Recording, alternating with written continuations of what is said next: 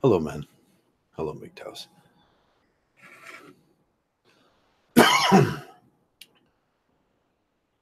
Let me bring up the page. There we go. Let me bring up the page. Had a little scratch in my throat there. That was perfect timing. Let me turn this on. Sounds good. Everything sounds good. And just wanted to stop by on a Friday. I think it's Friday. I'm pretty sure it's Friday. Yeah, it's Friday. It says my calendar. Just wanted to stop by and say hello to everybody. I was thinking about scientific theory, and I was thinking about philosophy today, and I was thinking about pragmatism, like always, and the precursor to pragmatism was positivism, and positivism is not like it sounds. It's not being all positive about everything. No, it's posit. I posit. I stop to think. I posit upon the position of the stars in the universe. Hello, Ken. Hello, Brissy Boy. Hello, everybody.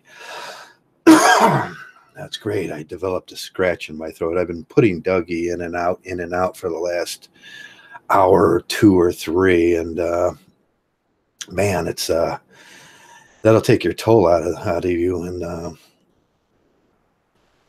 going in and out of the cold. But Dougie doesn't care. He's got a fur jacket. Me, I just run on out there. But I was thinking about positivism, and that was probably between the late 1700s and early 1800s to right about the time of the Civil War. A lot of things stopped in the Civil War for a lot of intellectual debates and intellectual meetings and stuff. And up to that time, there were no actual real colleges or actual things in universities, or men can go and share their ideas. After the Civil War, what happened is a great Reconstruction happened. And during the time of the Great Reconstruction, 1864 up to, say, I'm not even sure, 1912,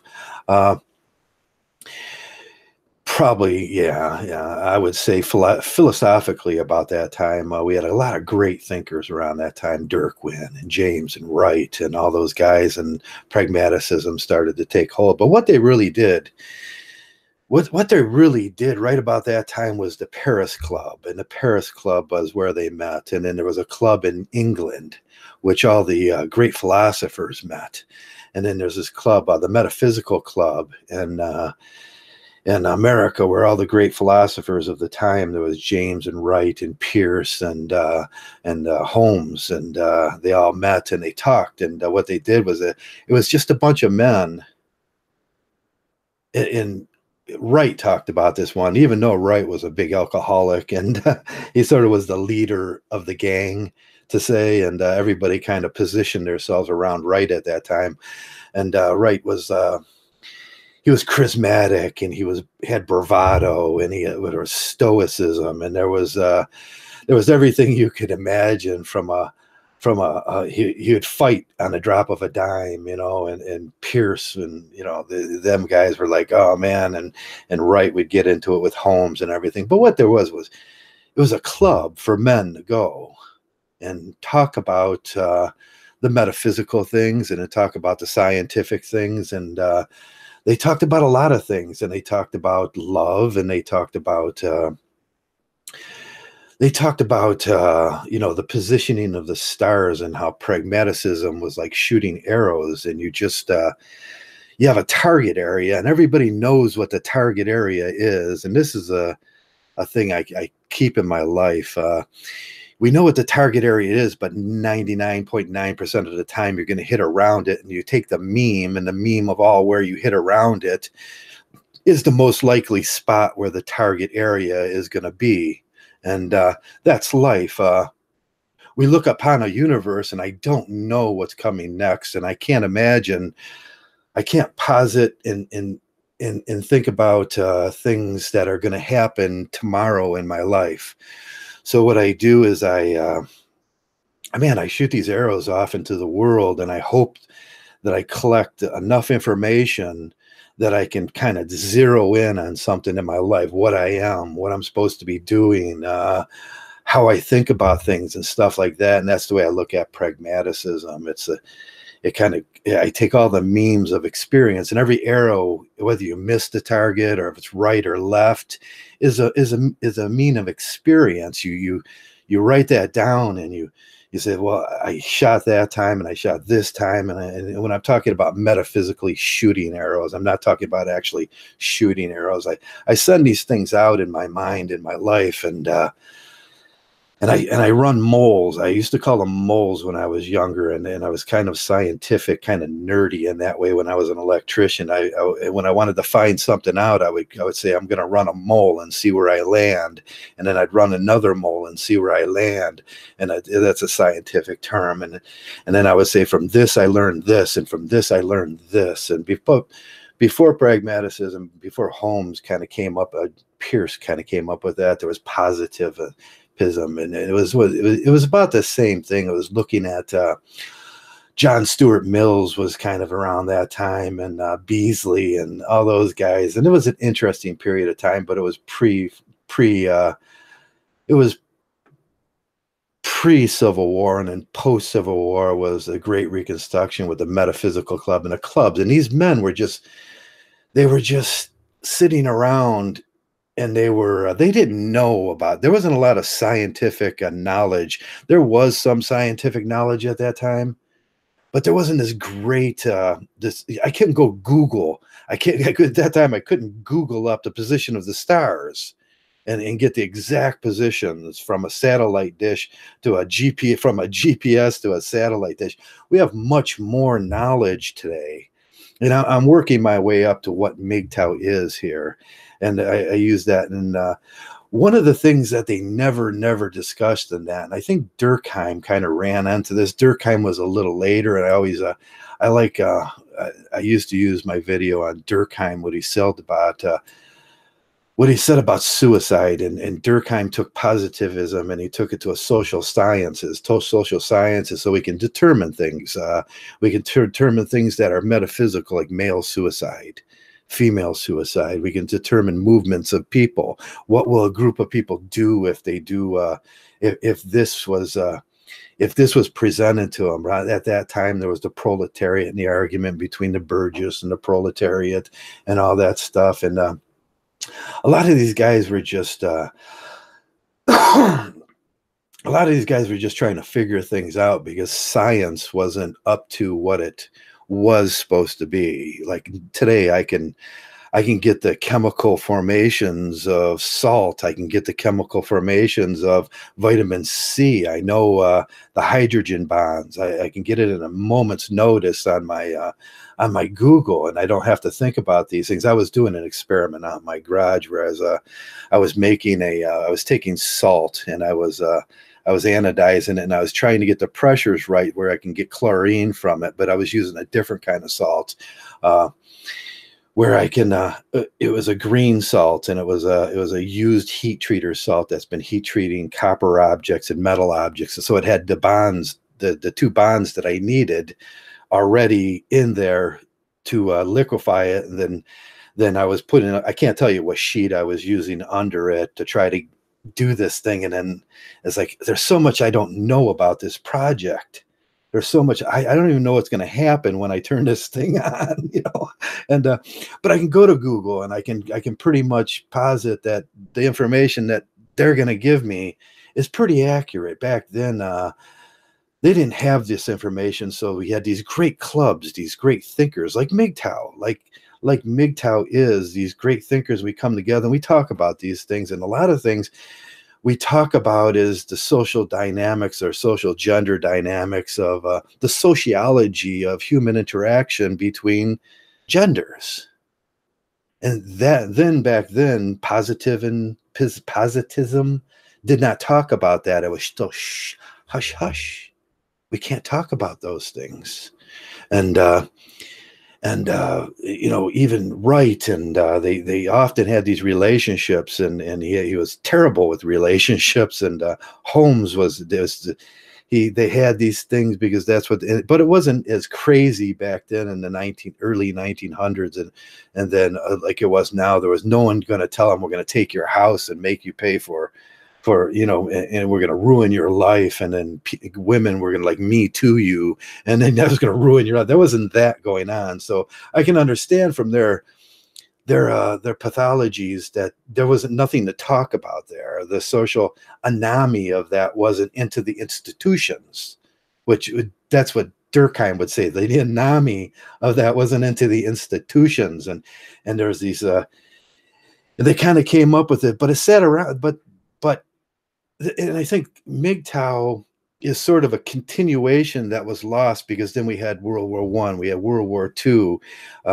we had this great reconstruction after that, the 1950s, where people were just, man, I got to mate because we just lost like 50 million people, and we had this great this thing that happened in the 50s, and it was great because, companies were being taxed almost 90%, if over $1 million if you made it, and everything was going back into everything was going back towards people, and to build this great country that we had, rebuild these countries, even in England and Northern Africa, and these were decimated, and they were decimated by war, and so there was a great social. There was great social pressure on the millionaires and billionaires that we don't see nowadays. But that's neither here nor there. It's just my thought wandering. Sorry about that. But now in 2018, 2019, that's even hard for me to fathom. We're in 2019. I remember 1972 so clear. And I was a young boy running, and I could run forever. Wasn't that a great feeling when you're a young boy running and you could run forever? But Durkheim and them guys, they sat around together as in a club, a metaphysical club, the Paris Club, the club in England, which evades my mind right now what they called it. And you talk, and every city and every state and every country had these men that were sitting around trying to put the scientific knowledge together with and ideas about how they were going to form this new reconstructive age, how they were going to form their societies, and what norms were going to play a part. Now we talk about that all the time. What norms are going to play a part, and that becomes our laws, and that's where Holmes came in. Holmes was one of the original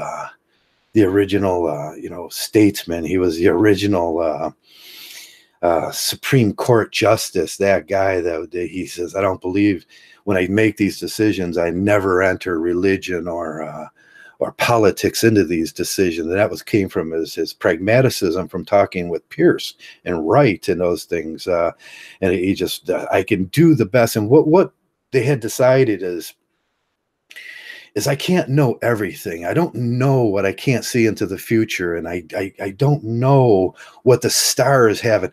For all I know, the stars can all come together tomorrow and everything will end. And I don't know these things. And it's like the argument of atheism.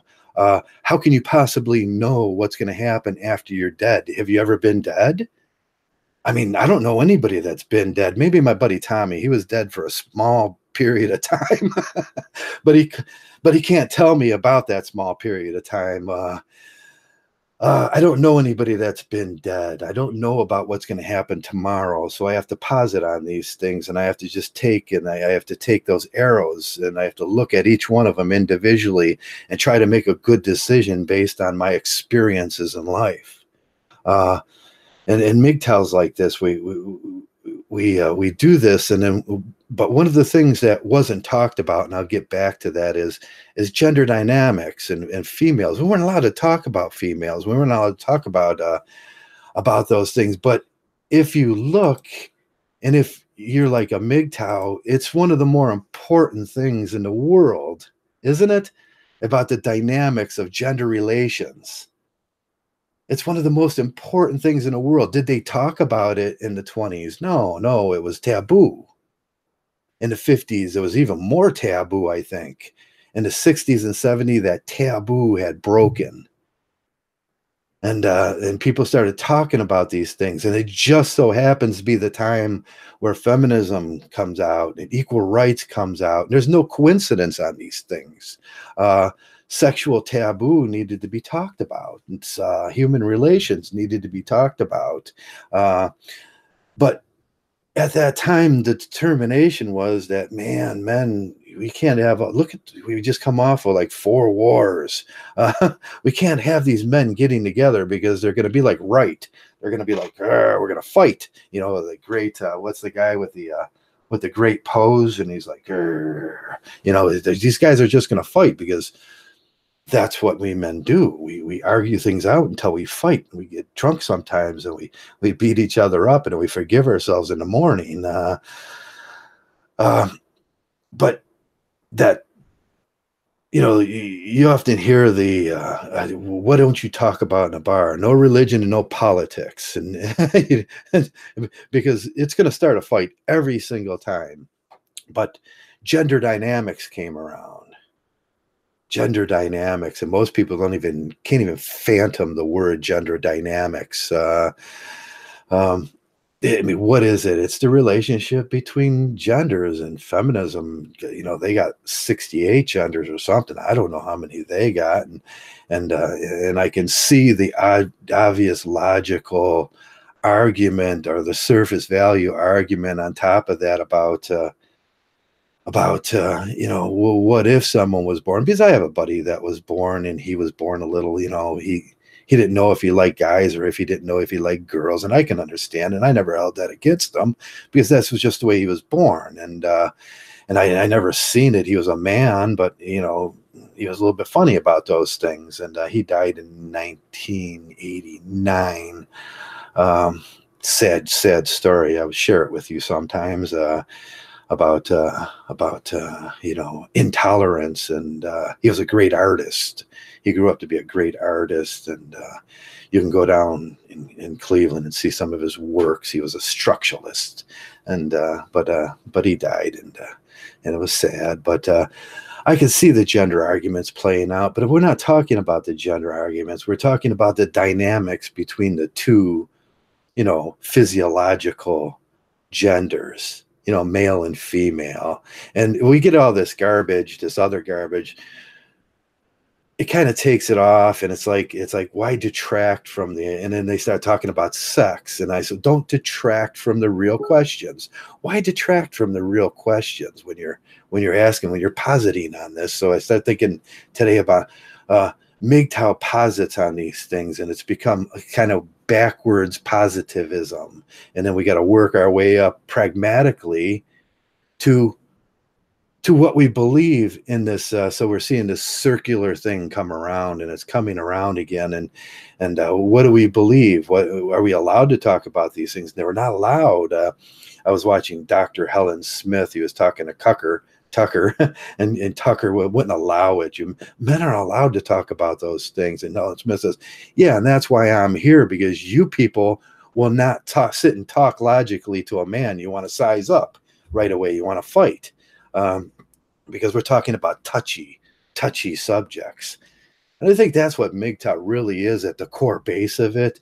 It's just a continuation of these great male minds thinking logically, scientifically. I mean, but the whole rest of the world, it doesn't want us to think that way. It's hush hush. It's still basically taboo. It's like, don't talk about those things. That's taboo, Joe. And we can't say those things. We can't. I get my last video that got me taken down was about bacteria, and how that turns on the sensors in your brain, and what is that thing that them signals, how they do that. And I wasn't allowed to say it all leads to parasitism, and they took my video down. It's like, you're calling women parasites, and I'm like, no. I was talking about bacteria and parasitism, and how it functions in your body, and what that feeling of your heart sinking is, and what those does to your brain. And I was talking about, something that was taboo, and they took me down right away. But YouTube, when we start thinking about YouTube, what is YouTube? And we have to do this very scientifically, like they did it. And what is YouTube? It's just a place where people meet, and we can have a group, and we can talk about with a group of our peers, and sometimes we argue between a group of our detractors and peers, and that leads us to a better understanding of what we're confronted with now.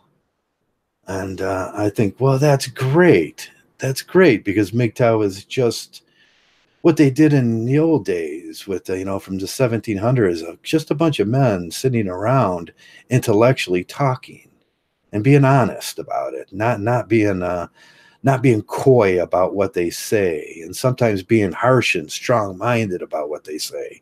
And that's the stoic male, and that's the I'm gonna force this, and then the other male is like, I'm gonna, it's my idea that's better. And then we come to these ideas, but we have a whole society right now that may not be ready for us. They might not be ready for us talking about these things. They're not ready about talking about simply bacteria. And it's simple information that you can Google now. So it's easier for us than it was for the turn of this 19th century, the 1800s to the 1900s. It was, the Reconstruction period, and that it was much easier. You had to go to a book, you had to go to a library, and then sometimes those jackasses got it wrong. They weren't very knowledgeable. I think a regular fifth grader now is as knowledgeable in science as most people were, or even more knowledgeable, because at least they know how microwaves work and radio waves. If you told a person in the 1800s, like, about radio waves, they'd be like, that's the devil. It's like, no, it's not the devil. It's just electrical energy in the air. And Tesla talked about it. It's like, here's how we're going to power things, he said. And they were like, no, that's the devil. Everything's the devil. If humans can't talk about issues, then how mature is our race? Yeah, I posit that too, Daria. If we can't talk about these things, and we're not allowed to talk about them because Google, because of YouTube, and because we have these people that we have this great movement. They think this great movement of feminism, where we have to do this, but the men, we're not going to talk about the scientific stuff between the genders, but we'll talk about metaphysical stuff. And that's what I see a lot. I see toxic males. What are you talking about? That's all metaphysics. That's opinionative stuff. That's like a religion. And then I think about what was Mary, when Mary Wollstonecraft wrote Mary, and she went before in London there, and she talked about maybe the first feminist book, Mary, and it's like it was a story written by, it was fantasy fiction. And then I look at Ayn Rand, Atlas Shrugged, and the Fountainhead were both fantasy fiction. And then I look at the feminist movement, and then I look at what they talk about with toxic males and everything. It's fantasy fiction. It's your idea of you're just, it's all like a book, and they want to write the book the way they want the book to read, and it makes it also comfortable. It makes it also comfortable, warm and cozy, and everybody's so comfortable with that because nobody offends anybody, and there's 68 different genders, and we'll be all inclusive of everything, and that'll be just warm and fuzzy areas to live in. And no, I don't know about that. But men, we're more practical. We're pragmaticists. We're positivists. We look at these things and we say, I look out at the universe, and And I look out at the gender dynamics, and I have to ask myself, what is that? I have very few mentors to look back on. Maybe Durkheim, Emily Durkheim was, Emil Durkheim. I always screw his name up. And I look at Wright, and I look at Pierce and Holmes and those guys, and what they were doing and what they were talking about. And I look at Foucault and Hobbes and John Locke, and all these things make sense. But one of the things, the shortages above, how did they do it? How did they move forward? How did they move their societies forward? And when I think about that, and I put that with Mgtow, I think, well, Mgtow's just like them, this group of men that were, man, we're asking some questions about one of the most important things in human. I mean, I could talk about the position of the stars and how I graph those things, and I can talk about law, and I can talk about the norms in society and everything, and we can evade these subjects and we can duck these subjects. But one of the most important things that humans have to realize and humans have to start talking about is, at a certain point, this planet's going to be too small for us. Population is growing. I mean, the ability to manufacture food is going to be needed, and we got to start talking about gender dynamics, and we got to talk about neonatalism, and we got to talk about, maybe there are some people that shouldn't be having children. I mean, maybe I'm one of those guys. Maybe I should have never had children. I'm not a fit person to be around. I smoke, I drink, I'm very decisive on what things will be talked about around me and what I would tolerate. I'm critical about things that come in my life. Maybe I should have never, did that. And I remember being 26, 25, 26 years old and talking about these things. And this, Joe, you can have some kids. And I was like, yeah, me. Oh, that's funny.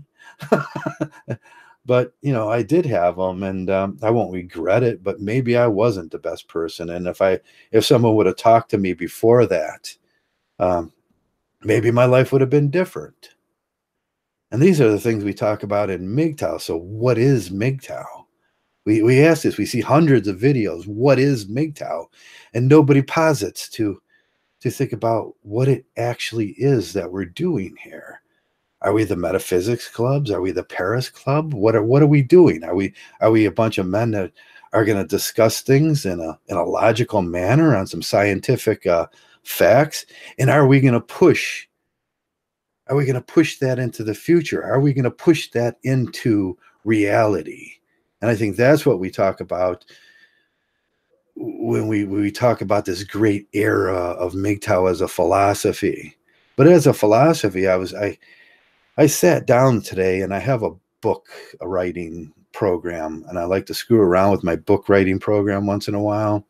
It's an ebook program. I know a lot of you guys you can buy an ebook program for about 60, 70 bucks. And I was looking at, I was just curiously looking at all the things that you have to do. And I thought, what if I wrote a book on Mgtow? What would be the chapters in that book? How would I start that book? And how would I start that book as a philosophy of Mgtow? What questions would I ask? What would I posit to think?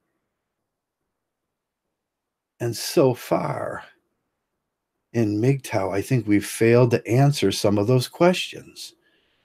And this existence of what Mgtow is, and I hear all the time from men, Mgtow's a philosophy. And then, okay, Mgtow's a philosophy.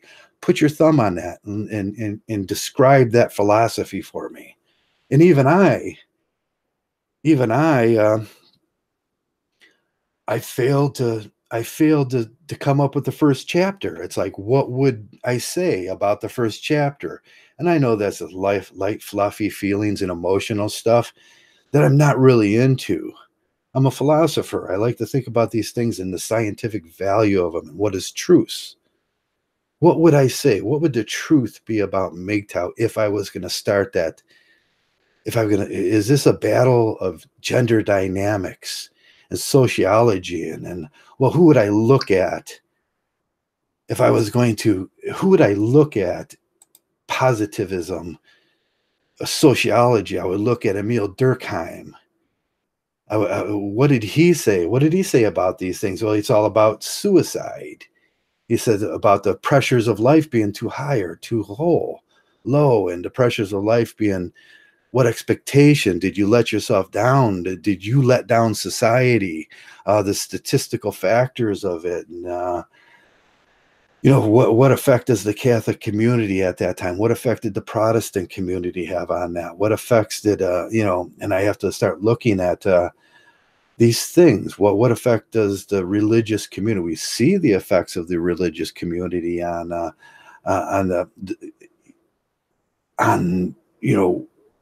anami, or the social anami of these.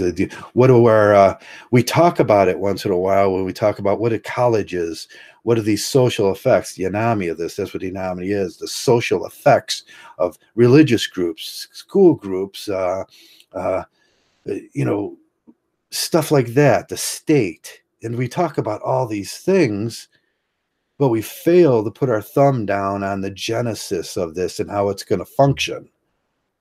And I think in the future here, someone's going to have to say it, and someone's going to have to come up with the question, and that's how these things often start. Come up with the question, which I can posit on and give a good answer to what is Mgtow, and I can postulate on what does Mgtow resemble in the scientific world, that I can say this is a fact. And as long as I'm not allowed to talk the way I talk, and about the biological effect of female pheromones on a male, we all know the biological effects of the female pheromones on a male, and you can look it up on Google. We all experience these things. The sinking of the heart is a collection of bacteria. Where does bacteria collect? It collects in the heart. That's what that sinking feeling is. It's not love. We know that.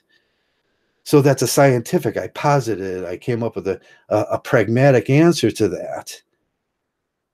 Politically, what is it? Okay, we could discuss politically. We can discuss what is the movements that are involved in this, the social sciences that's involved with this.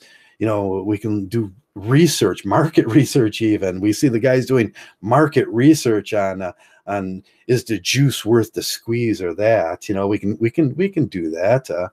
And we can look at these things, and is it realistic, and are we allowed to talk about these things? And I think that's what Mgtow is. And if we can't do it here on YouTube without fear of being censored, where can we do it? And where can I do it? And I have to start looking at these things. I have to start looking at these things. And I have to start growing, because I'm if I don't do it, maybe nobody else will. We thought that other great orators were going to do it before us in Mgtow, but that didn't happen. And we paid people to do it, and we paid people to even so we have a clubhouse, so we can meet like the Metaphysical Club, we can meet like the Paris Club, but that never happened.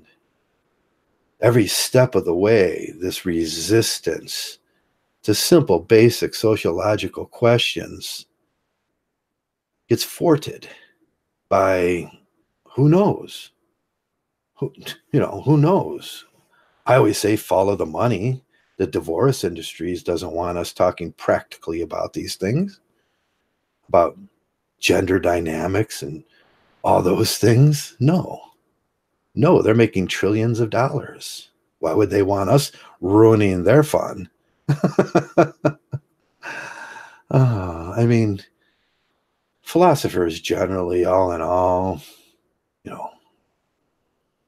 they're not going to be the most, they're not going to be the millionaires and the billionaires of our society.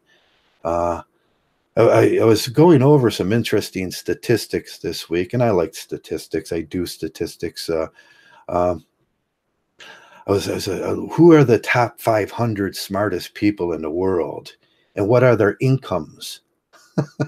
I was doing objectivism to utilitarianism. I was, what are their incomes? And did you know the smartest people in the world, up over 200 IQs, from probably 180 to over 200 IQs, up to some have 263 IQs, which I think is amazing. Uh, they're not the richest people. Most of them live on most of them, as I work down, and there's a lot of research because they don't want to tell you, are teachers, and they work for government agencies. They get paid practically, basically, what every one of you guys get paid. The smartest people in the world are not the highest paid people. So I must think, wow, geez, that's a revelation to me. I was looking at like the Mark Zuckerbergs and the Bezoses aren't the smartest people. They're just good businessmen. I mean, they just were lucky. So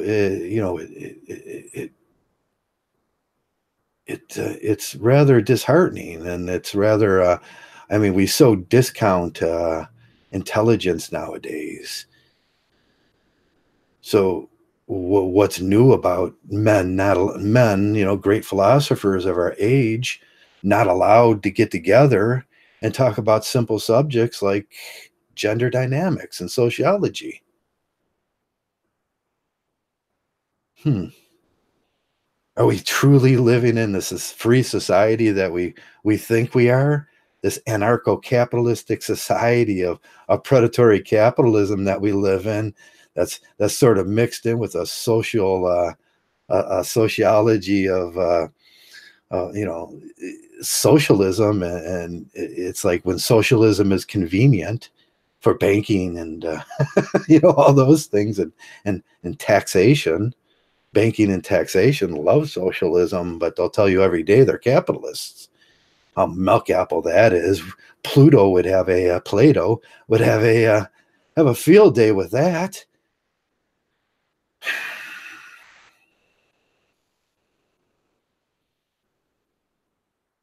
Yeah, yeah. Hello, Steve. Hello, Hetty. Yeah, they're scammers. Hello, the Bing. Hello, hello, all the guys who showed up today to listen to me rant on about what is Mgtow. That was a thought that I had.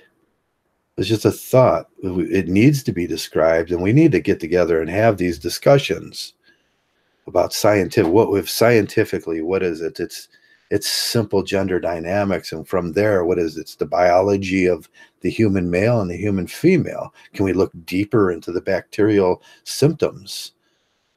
It's like, what happens when man meets woman? It's not something electrical that shoots across the air.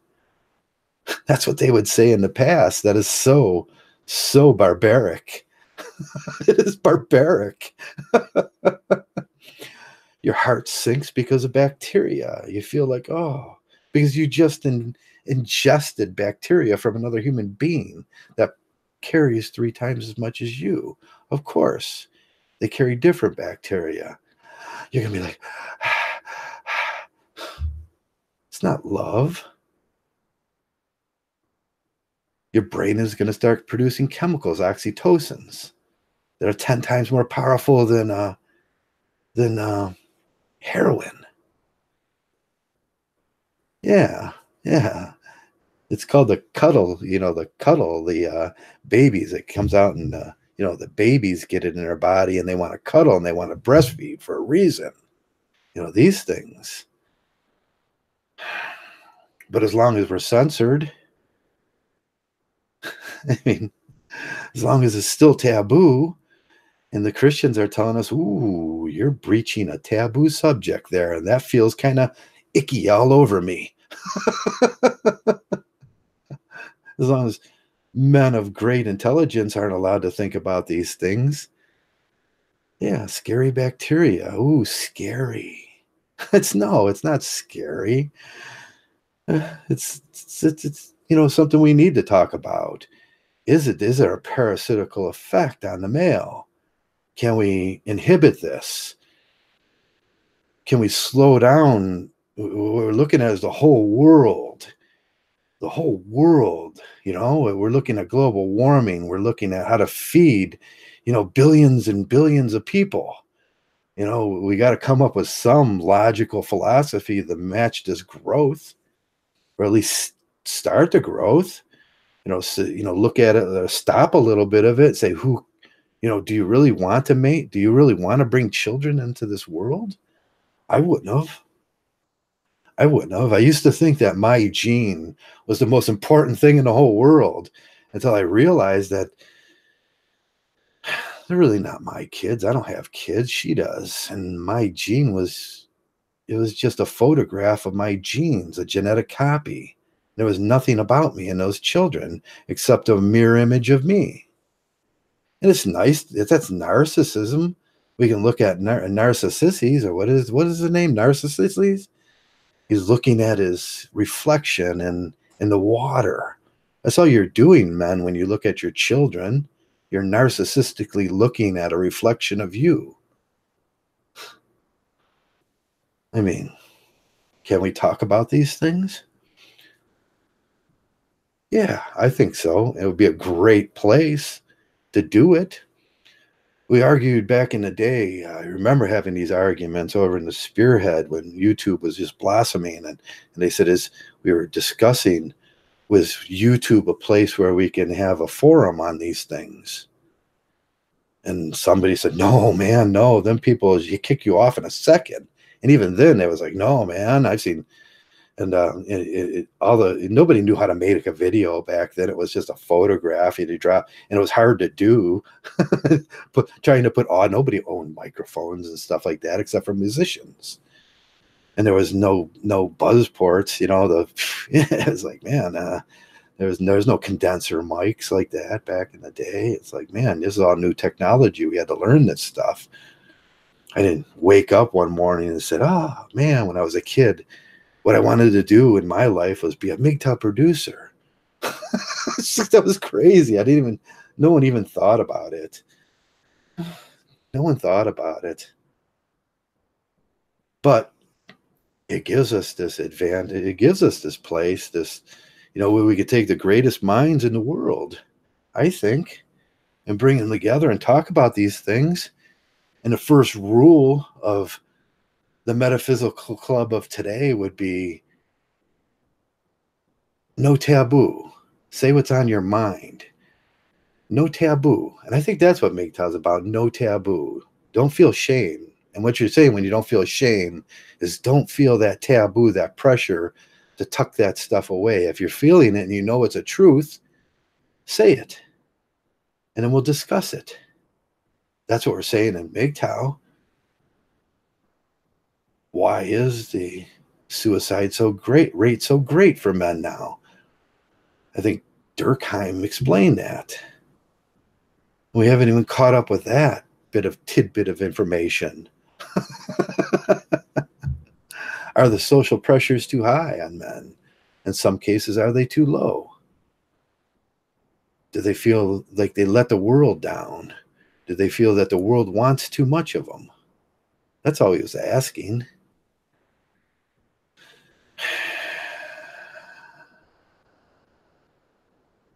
So we look at Mgtow and we look at the results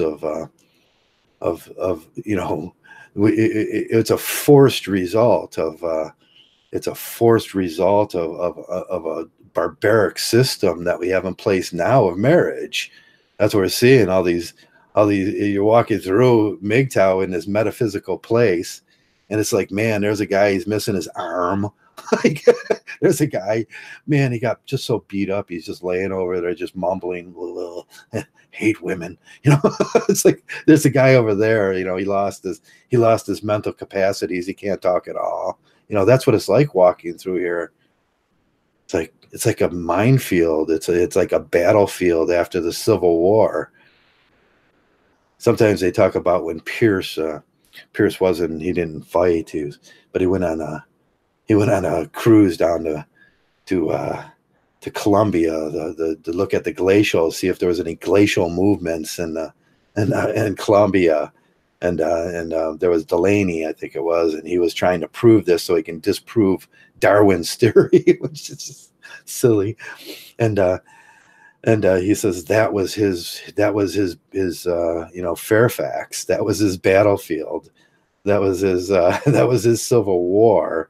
We see what was your Civil War? What was that brought you into this truth, this Mgtow truth? And I look around Mgtow and it's just some of the most abhorrent things. I see a guy now. He's going through this thing. He's putting it all on YouTube. The thing with his wife, and his wife's and he can't sleep with her, and he's like, "Can't I just get a little kiss?" And I go, "Man, that's so." And I want to tell him, "Dude, you're sipping so hard.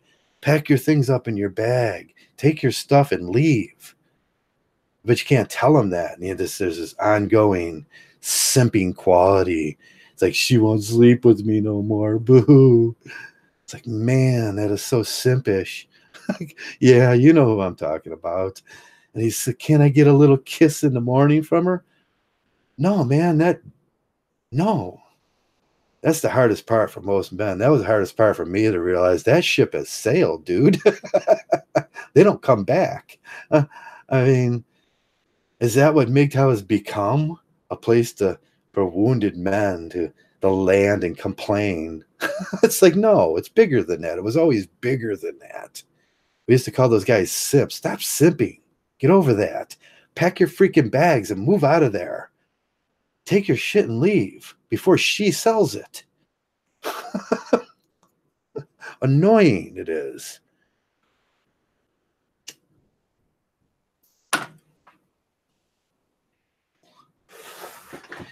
And we used to have the knowledge of the ages around here. We did. At one time we had the knowledge of the ages. Stardust and Barbarossa and Mgtow Messenger and and a lot of these guys and CS and everything. And that all fell apart, mainly because you can't put 6 men in a room connected by an electrical wave where they can't look at each other and not have arguments, because there's no way to determine body language. There's no way to determine who's what. And that's pretty much the reason I started showing myself. It's like, you can see the body language. You can see, that we need more discussion, and we need this discussion. But we have whiners and we have married men, and how many married men out there now? It's like married men on Mgtow, like giving Mgtow advice that's somehow moderately halfway between. That's non-offensive and non-taboo. Why? Because they're freaking married.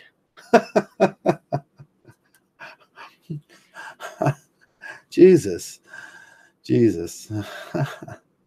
And does religion play a part in this thing? Religion is what? Religion is another philosophy. Is religion falling apart? Do men need a new philosophy? Do they need a philosophy of Mgtow? Is this of dire importance to us? Is this of dire importance to a human race? I think it is. So we need to start talking about these things. We have global warming, and we have billions and billions of people. And man, some of these people just don't want to stop humping like bunnies.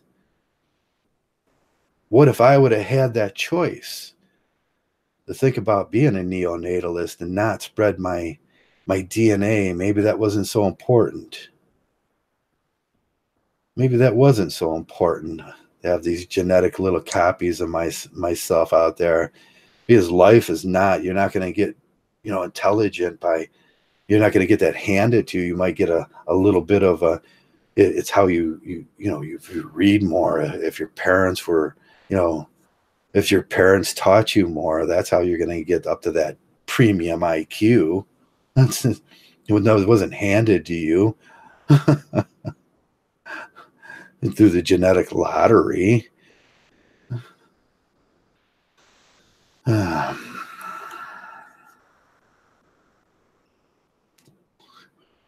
Where is Trim Hits at? I haven't seen Trim. Trim should stop by and say hello. I haven't seen Trim for a while. Love that guy. I love each and every one of the guys that come around here. Because at least you're curious. You're curious about these things. But what is Mgtow now? Well, that's what I'm saying. Most of you notice I've changed my name today, or not today, but the last week, because it's hokey and it's embarrassing now for me when I see guys like I mean, you see guys with hundreds of followers now. Why can I get a kiss from my wife? Boo hoo. Man, that ship's sailed. Sorry to be the guy that broke that off to you. It's become so incel, so TFL, so wounded. So wounded. My God. And I know they'll hate me for it. They hate me for saying just logical things.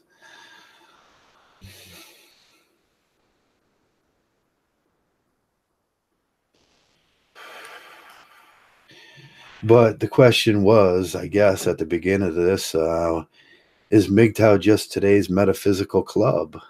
You know, the Paris Club. Is it the place where we're supposed to be talking about these things? And should we be given that opportunity to talk about these things? And should we do the Mgtow way and do it like men? We discuss these things. We talked about that a lot. You know, we talk about what happened to the cigar clubs, you know, when men would sit around and smoke cigars and drink bourbon and the scotch in London and bourbon in America. And they talked about things and they talked about their futures and they talked about, you know, not allowed to have those Rotary clubs anymore, you know, the American Legions, you know, the Eagles or the Elks, you know, they call themselves. You're not allowed to have those. You're not even allowed to have male gyms anymore. If you have an all-male bar, they'll call you gay. It's just, oh, yes, the metaphysical clubs where men talk about things and discuss, you know, social events. And they discuss dynamics between human beings. That's what we need today, you know, and that's what they did then. And I think that's what Mgtow is now. But I think we should further quantify it. I mean, can we posit on this? Can we come up with an analogy, a single analogy? A single analogy. Mgtow is the personification of all no, you know, of no. What does that mean?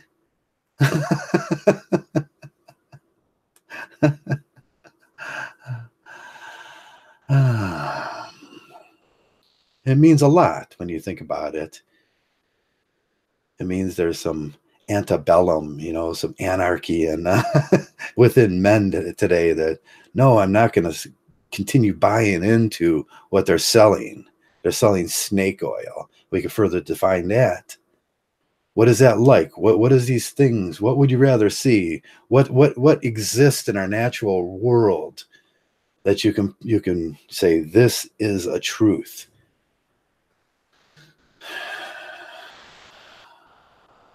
I think that would take I think that would take men that I just don't see right now in Mgtow getting together and putting their egos aside. And that sometimes don't even put your ego aside. It's like, look at Wright. Wright was he was a bar brawling, drinking maniac, but he's also a genius.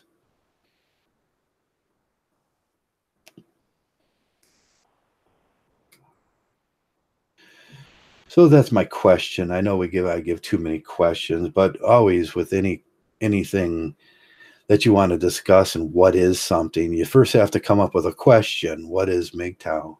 The question, what is it? You know, and posit on the question to get the answer. And I think I'm about done talking today. I want to sit back and relax a little. I want to cuddle up next to the heater and get warm and just maybe read a book and listen to something. And I got 3 new books this week. I wanted to listen to them on audiobook, and I didn't want to do the physical work of reading because, well, sometimes it's easier. I can rewind it too. So that's about it. And if you guys get time to think about what that question is, and maybe I'll draw up some kind of something this week. And I'm still going to think about, if you were going to write a book, what would be that like Descartes said, I think, therefore I am. What would be that statement that you can start from, which starts asking a lot of questions, and you can work off the threads from those questions. What was the original? What is Mgtow? It's a philosophy. Oh, a philosophy needs a question.